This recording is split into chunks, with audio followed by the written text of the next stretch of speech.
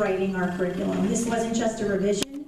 We literally started from the ground up on this, K-12, and our goal was to ensure that we wrote a balanced curriculum so that there's a continuum and we're really supporting the balanced literacy approach. Within that approach, we want to make sure that our students have authentic experiences in both reading and writing. And within that balance, not only will they have authentic experiences in reading and writing, but they will have choice.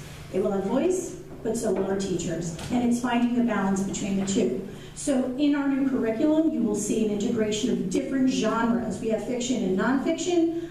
Some of our fiction units include a dystopian unit. We have a historical fiction unit. We have narrative nonfiction for some of our nonfiction work. We even have at the lower level some lab reports and some really exciting nonfiction work.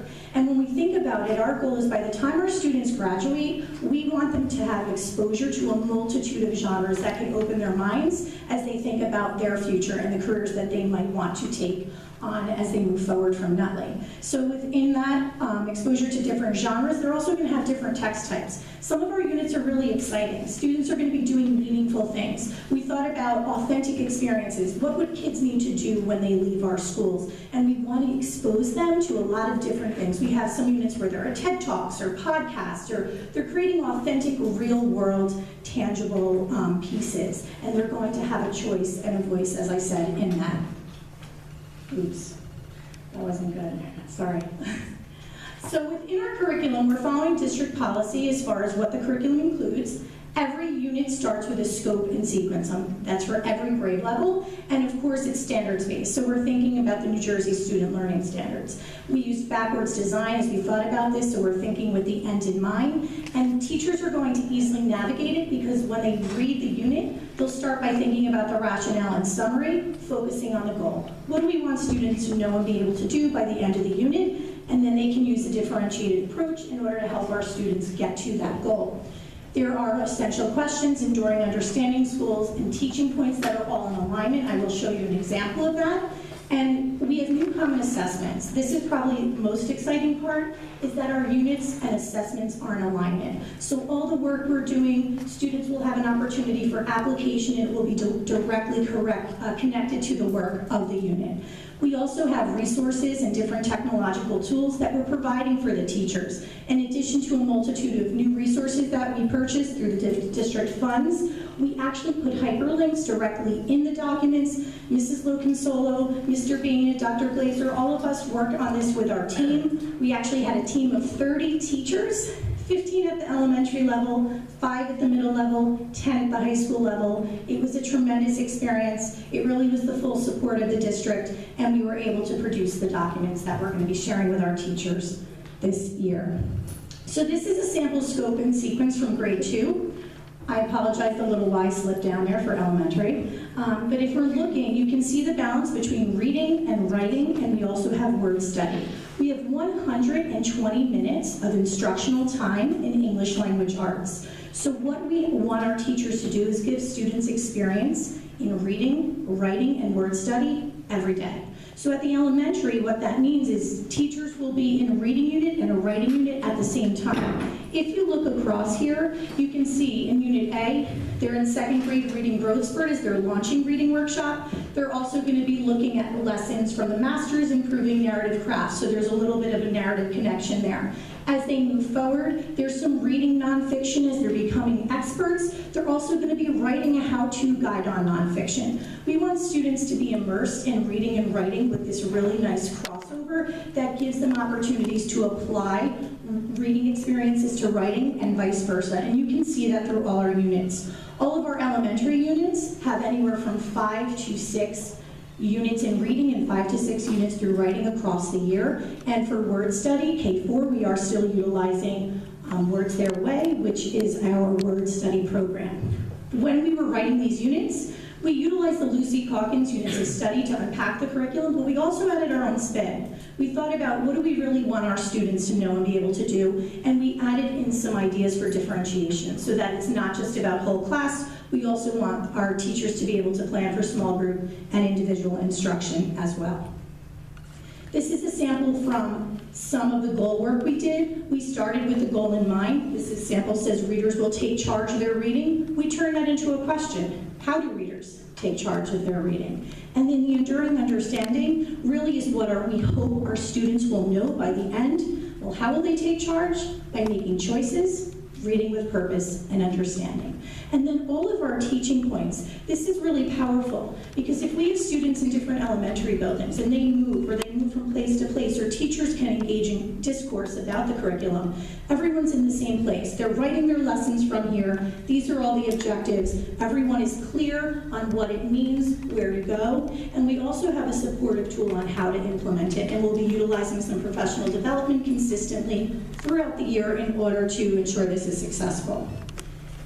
High school doesn't look much different. We've been, over the past couple of years, moving to reading and writing workshop, infusing elements at the middle school level, and now we're infusing elements at the high school level as well. We have teachers that are using interactive read-alouds and book clubs, and actually from grade 2 through 12, you will see book club units within all of our curricular documents for reading. A book club is a small opportunity for students to have a choice in what they're reading, to have a conversation with groups, and have a lot more independence, and they're really in the driver's seat as far as student ownership.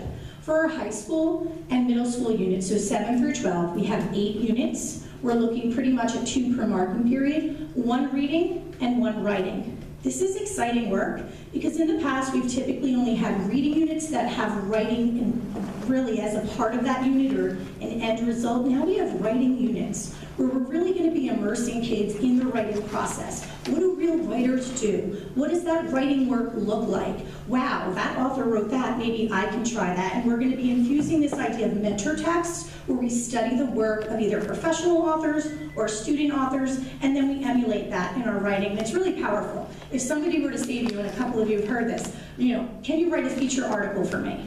I would say, well, can I see a feature article? What does a feature article look like?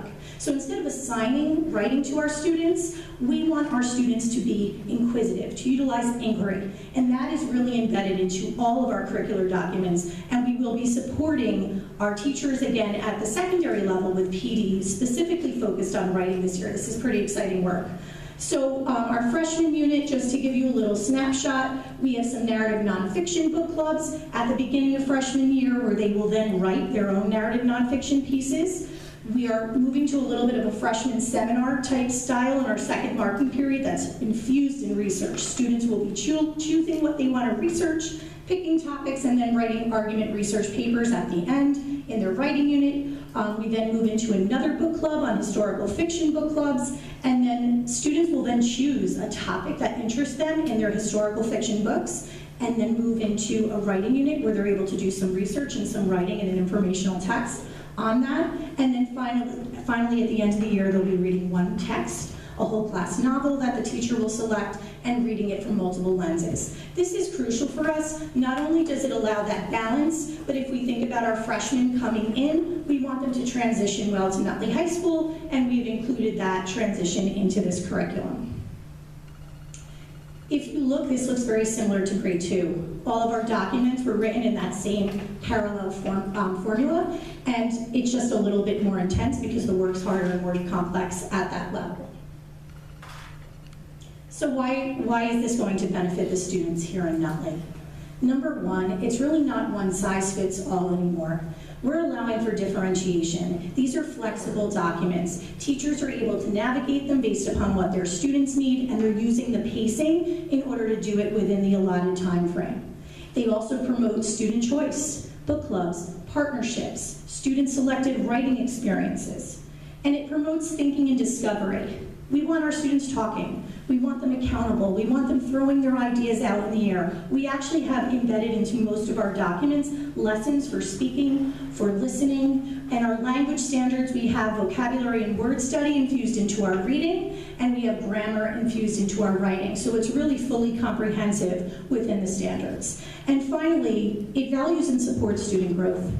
There's feedback written directly into a lot of these documents, even at the high school level. What does feedback look like throughout the process? How do we give feedback to our students? And that's really at the crux of becoming a better reader and a writer, is knowing what you do well and then knowing what you need to do next. So that's really included.